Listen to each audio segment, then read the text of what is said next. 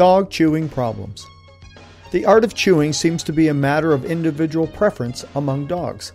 Some have an innate desire to chew as a pleasurable activity in itself, and some seem to have no need to chew whatsoever unless they're driven to it out of sheer boredom. So just to clarify, when we use the phrase dog chewing problems, we're referring to inappropriate chewing, the kind of chewing that's focused on your own possessions and household items instead of your dog's own designated toys and chews. Let's review the 3 main reasons why dogs chew. Number 1, most dogs have a natural desire to chew. It's fun. It passes the time. It's self-rewarding, self-reinforcing activity, especially if they're chewing on something that tastes good. Number 2, chewing provides a nervous or bored or lonely dog with an outlet for her emotions. To an anxious dog, the repetitive act of chewing is soothing. It's the doggy equivalent of comfort food. Number 3, an under-exercised dog often will chew as a way of burning up excess energy and give themselves something to do. How to prevent dog chewing problems. The good news is dogs are perfectly capable of learning not to chew your stuff. You just have to put in a little effort first, that's all.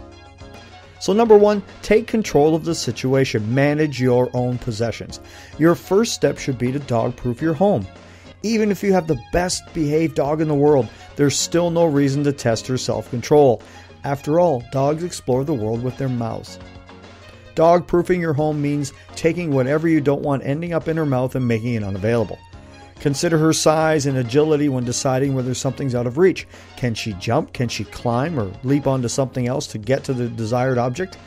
Common targets in the home include books, eyewear, clothing, shoes, garbage, and small crunchy appliances like cameras, cell phones, and remote controls. It should go without saying that all food needs to be securely put away. Don't leave snacks on low tables, even countertops, because you'd be surprised how acrobatic a dog can be when there's food at stake. Put all food into containers or the pantry. Rinse your dirty plates clean of any food scraps before leaving them in the sink. Number 2, prevent her from learning the joys of illegal chewing. The more time she manages to snatch a jaw full of forbidden substance, a chair leg, a pillow, a running shoe, the more readily she'll target those items in the future. If you can prevent her from chewing your stuff in the first place, it's a lot easier for her to understand what you expect of her. Practically speaking, this means confining her in a dog-proofed area until you're confident of her understanding of the house rules. Number 3, don't set her up for failure by blurring the boundaries between her stuff, okay to chew, and your stuff, not okay to chew. Don't offer your dog any cast-off clothes, shoes, or towels to chew and play with, because realistically you can't possibly expect her to be able to tell the difference between your good shoes and the ones she currently has in her mouth. Number 4, provide her with lots of tasty alternatives to your stuff. If her environment is relatively barren of attractive, appropriate chewing objects, you can hardly blame her for targeting your possessions. Remember, most dogs need to chew. If she's an adolescent under 3 years or a puppy under 1 year, her needs will be even more pronounced. Go on a toy and shopping spree. Give her 2 or 3 toys to play with at a time. Rotating available toys every few days will keep things novel and interesting to her. Number 5, spend lots of time in active supervision. Yes, it might be easier for you just to keep her penned up in her crate or in the backyard, but that's boring and horrible for her, and hardly much fun for you. Just don't forget, if you wanted a pet that you didn't want to interact with, you would have got a goldfish.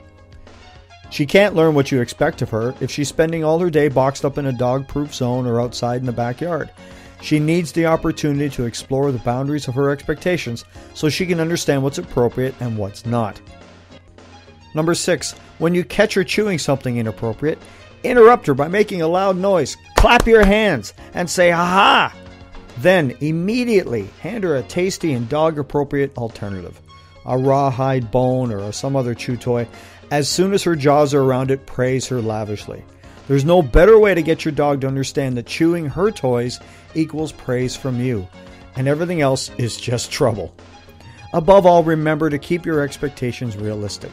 You're not perfect and neither is your dog, and there's likely to be at least one incident where there's a cherished item damaged.